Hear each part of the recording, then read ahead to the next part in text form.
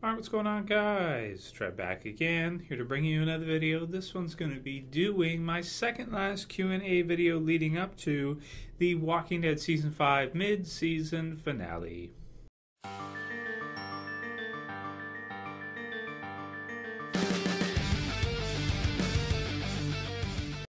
And I'm starting to put together my list for videos I'm going to be doing after the mid-season finale airs, kind of reflecting on this half. Of course, we'll be doing the predictions for what I think is going to happen next in the second half, and hopefully we'll get some kind of promo or something when the mid-season finale airs as to what's going to be happening in the second half and what we can kind of expect. But if you guys have any video suggestions for what you want to see me do once the mid-season finale has aired, please send them to me. We can talk about maybe, best episode so far. We can talk about, kind of episode by episode, a review of the overall first half of Season 5, compare it to some of the other, half seasons we've had previous. Just things like that, any character spotlights or whatever you guys want to see.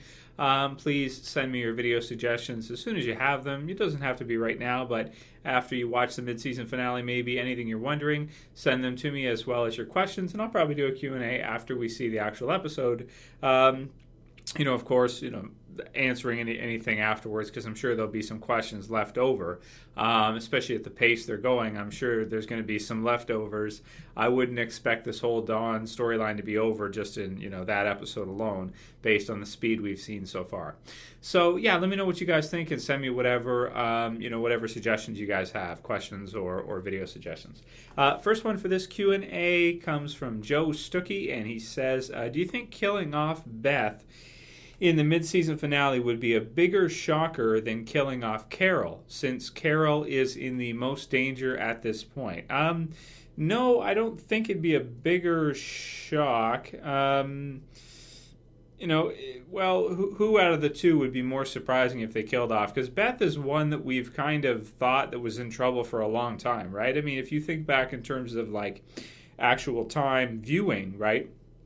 She's a character who we've been wondering if she's going to die, or at least I've been predicting her to die for a really, really long time. At the end of Season 4, of course, her getting captured and everything, she's been, gone all that time. I don't think it'd be shocking if she was killed off anytime soon, because we've kind of been expecting it for a while. But if they killed Carol off, especially with, it was shocking to see her get hit by the car, and she is in a lot of danger right now. But, I tend to think she'll pull through it. I think one of the two of them has to go this mid-season finale, and maybe another character to boot as well, like Tyrese or somebody like that. But you guys have seen my death predictions video and heard my thoughts as we go through, so I won't get into that too much. I don't like to repeat myself. But, I don't know. I guess you could see, a reason for one or the other, but at this point in time, I think killing Carol off would probably be pretty shocking, at least to me, because she's become such an awesome character and everything. Beth, I've kind of always kind of thought, so whenever she does die, it's kind of like, yeah, well, I kind of figured they were going to sooner or later anyway. Next one's also from Joe. He says, do you think we will see more Hershel flashbacks? I hope we do, since I really miss Hershel.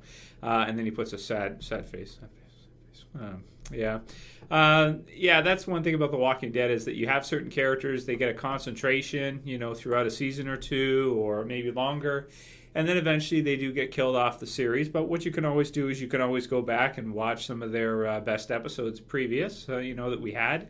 If you miss seeing a character like Shane, you go back and watch Season 2 or Season 1 again and see some stuff with him in it, or Lori, or, any of the other characters we've gone throughout the series. But they haven't done many.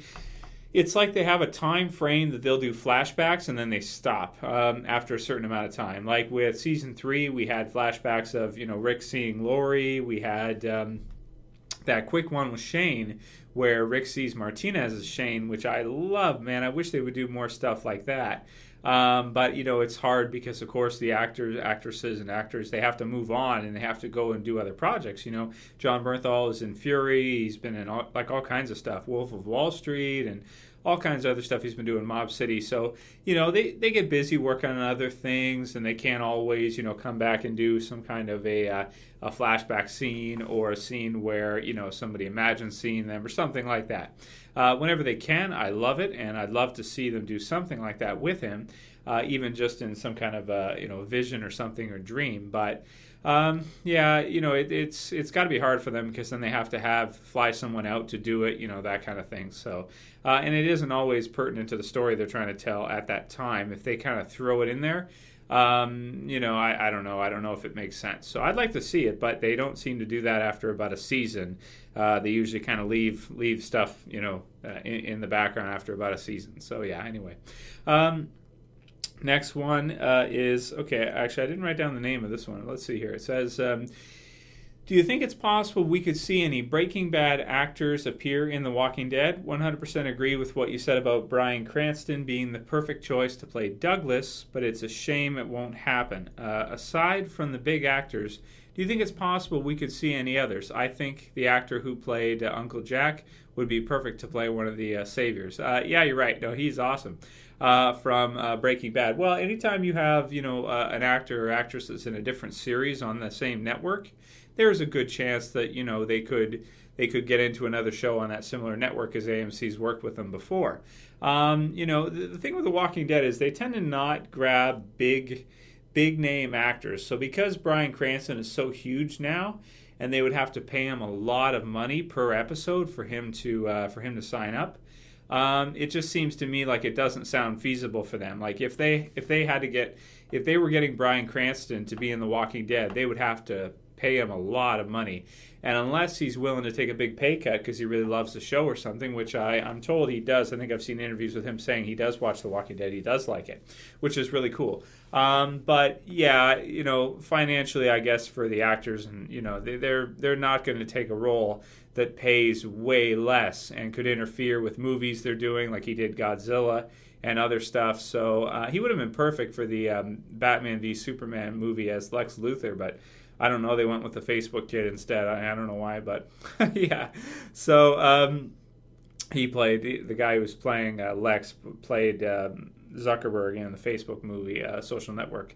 So, but anyway, yeah, it's just kind of one of those things where if they can get somebody cheaper to do it, they're going to do that. I'd like to see them get at least a few big name actors here and there, but it's unfortunate a lot of times that they use lesser known actors. It's a TV series at the end of the day, and it's one that has a ton of characters and a ton of actors and actresses in it. So they can't always get somebody who is going to have a big price tag.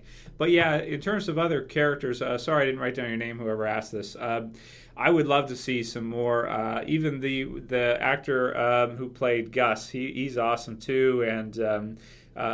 Mike, he's amazing. The character Mike, I forget the name of the actor who plays him, but or even Aaron Paul, who played Jesse Pinkman. He's in a movie with Norman Reedus coming up, I think. So I'd love to see any of them in The Walking Dead, but I think I also think they don't want to choose actors who, when you see them, you think, oh, that's that person from such and such, because it kind of takes you out of the experience. And I think Kirkman is kind of against that. He doesn't like anything that takes the viewer out of the experience, which makes sense too. That does make sense as well. Next one's from Crossfire Gaming, and he says, so after going back and analyzing the Comic-Con trailer for Season 5, I noticed that Gareth had actually said he wanted Rick's group to join them and go to Washington to cure this thing. Have you noticed this? What are your thoughts? I've given my thoughts on this one, so I'm not going to go too deep into detail with this one. I've talked about it in previous Q&As. I believe it was misdirection. It was misinformation. AMC is so smart. They realize people love the show so much that we're just chomping at the bit to see promos and trailers and whatever, to the point where they're actually putting out misinformation in the trailers and in the promos, where they'll put out something that they film for the trailers that, for the trailer, and it never is in the season. It doesn't apply, to kind of mislead us, right? And that's smart. I like the fact that they do that, because now in the future we have to kind of, be picky and choosy about what we're thinking after watching the trailer, especially when I'm doing videos and predictions and stuff. I have to say, is this legit or is this misinformation? They did it with T-Dog also in Season 3. They said he was going to have a bigger role, and then, how Season 3 went with him. Yeah, so they do that sometimes. It's smart. I like it, because then it makes it harder to kind of know where they're going to go with it, because they're giving you a lot of information, but some of it is misleading, right? So there you go. That's what they did with that. Next one's from Med. 1965, and he or she asks, "Hi Trev, keep up the great work on YouTube." Well, thanks, man. Well, thank you. My prediction for The Walking Dead mid-season finale is Tyrese kills Dawn, allowing everyone to escape except for the cast member who will die. I'm predicting it is going to be Sasha. So he thinks Sasha's going to be killed off, and Tyrese will kill Dawn. That's different. I hadn't really considered that, but that would make sense. However, what about the Daryl crying thing? Or Normanita's crying thing? We could see something like that. They got to do something with them. Yeah, Tyrese and Sasha, they've had quite a bit of concentration this season as well, too, haven't they? So, yeah, we got to see something happen with them, I think, as well, too. Plus, if she's pregnant, then, it may be. I don't know. I guess we'll have to see. So next one's from Tobias Larson. And he says, or he asks, "Hey, Trev, do you think sometime we will see the prison again? Love your videos." Well, thanks for watching, man. No, I don't think so, because I think the set was destroyed, right? And even when Carol pulled up, you see the reflection of the fire in the glass, but they don't show us the set. So I don't think it's there anymore. I think it's been probably taken down and disassembled and everything. So, because they built that set just for the show, which is pretty awesome when you consider how much work went into that and everything, that they built it just for the series. Awesome stuff. So I don't think we're ever going to see it again. No. Same with the farm. Some people have predicted we'll see the farm again. I don't think we ever will again. No, I really don't think so.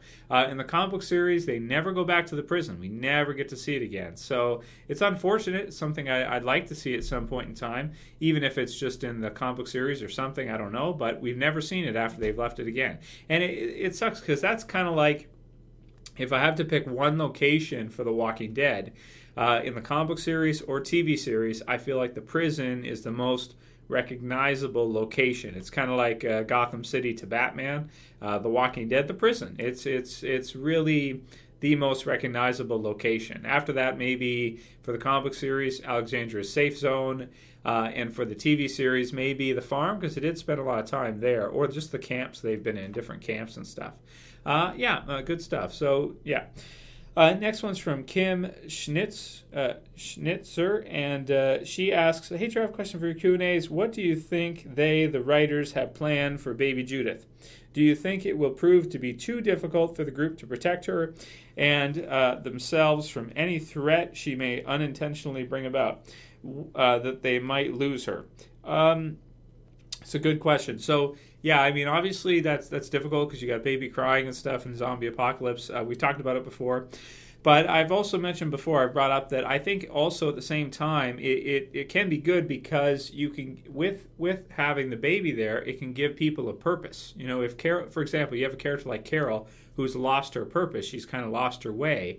If Rick was to say, let's say, ask her to take care of the baby or something, it would give her a new sort of, purpose or direction for her life to keep her going, so she doesn't lose hope, she doesn't lose a reason for going on. So, to protect the baby can be a good mission to keep people, going in a zombie apocalypse, whereas, a lot of times they might just say, screw it, I'm just going to opt out, like Jenner did, right? So, yeah, I mean, obviously it's they have to find some place where they can stay like the prison, where they can raise the baby, where they don't have to worry about, they can't really be on the road all the time. And that doesn't, with a baby, being on the road all the time doesn't make sense. You have to have like a home base where, she can stay and grow and do all the things she has to do as she's growing up, at least for a few years, until she's old enough to at least run around, not walk, run. So, right, and but again, it can inspire people and fill people with hope as well too, and give them a purpose, right? Next one's from Amy Meef, and she asks just a quick message. Have you noticed that Beth's cuts on her face are the exact same positioning as Andrea in the comic book? I have a small figure there at the top left of me. Andrea in the comic book. Let's see. Maybe there's some foreshadowing there. They'll obviously become scars. Well, that's if Beth survives, man. But I don't, it might just be, maybe that's where they're going with it. But I don't know if they're going to really replace Andrea in the TV series and have a character that fills the same role as her. I don't know if they're going to do that or if they're just going to go a different direction altogether, right? I mean, obviously, maybe Rick will become romantically involved with somebody, have a relationship with someone. But would that make sense with Beth? No, I don't think so. I mean, no, not at all, right? Not at all. So I can't see. I just can't picture that. So yeah. So I don't know. I don't know what else you want me to say about that one. I don't think so. I don't think that's what they're foreshadowing. Just because she's got some scars that are similar to the comic book Andrea. I don't think there might not be a TV series version of Andrea, right, at all. Next one's from Travis Crees, and he says, "Hey, what's going on, Trev? I just seen that Better Call Saul will premiere on Sunday, February the 8th. The same night the second half of The Walking Dead returns." Oh, damn it. There's also a new little teaser trailer for Better Call Saul you should check out. I think I've seen all of them so far. I subscribe to AMC, so I think I've seen them all. So Better Call Saul, of course, a spinoff after Breaking Bad. Really excited, can't wait to see that. But of course, if I can only watch one that night and review it, it's going to be The Walking Dead. But I will definitely review at least the premiere for Better Call Saul. Probably review every episode. Let's be honest here. I probably will because I love Breaking Bad. I love Saul as a character, and the guy who plays him, Bob Odenkirk, is just—he's hilarious, man. He just rolls me. I'm such a big fan after seeing Fargo and all that. He's just an awesome actor, and he's really, really funny to me. I don't know why, especially as Saul. So I can't wait to see that too. But yeah, I'll do reviews for both of them. Maybe I'll just have to get an energy drink and stay up late and watch them both and review them both the night they air. So yeah. Yeah, so let's see here where we're at. Okay, about 16. We'll do like one. Yeah, let's do one more. So this one's from Crazy Potato, and he says, "Hey Trev, hopefully you're having a great day. I want to ask you a question or prediction. What if Morgan is following the Hunter's Trail, which leads to the school? I predict the next episode Morgan is going to run into Gabriel. I also think those walkers will break through the glass, and Morgan will help Gabriel, Michonne, and Carl. Wouldn't that be weird if they had to run and they got separated from the other section of the group? That would be crazy. So yeah, man, I would love to see that if Morgan showed up in the mid-season finale. They gotta bring him in, man. I mean, just quit dangling the carrot already. Just bring Lenny James on full time. Get him to be a regular, mainstay character in the series because he's awesome. I can't wait to see him. Yeah, let's do one more actually. So it's this one's from Brian Carmen, and he says, "Trev, is Rick a bad guy now? He has wanted to kill a lot of people this season." Well, I mean, he's not a bad guy, but he has to protect the people in his group, and there's, you can't really arrest people and throw them in jail or something like that. In a zombie apocalypse, it's just not practical. So if someone's after you, it's kind of like a, hunter-gatherer type situation, caveman type primitive thing of no structure, no society.